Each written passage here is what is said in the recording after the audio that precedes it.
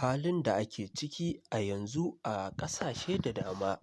inda a yanzu haka dai ƙasashe guda uku wanda kuka fi sani, wanda har yanzu dai ana ta ɗauki ba daɗi a cikin waɗannan ƙasashe guda uku.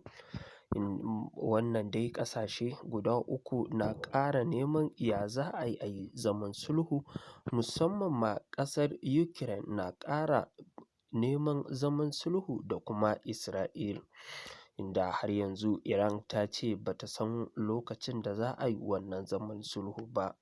To masu sauraro, idan ya kasance shi ne yau ka fara kacibis da wannan bidiyo namu, muna roƙonka da ka danna mana subscribe, kana ka daure ka danna mana alamar ƙararrawa, domin ta haka ne za ka rinƙa samun dukkan wasu labarai da muke kawo muku da ɗumi-ɗuminsu.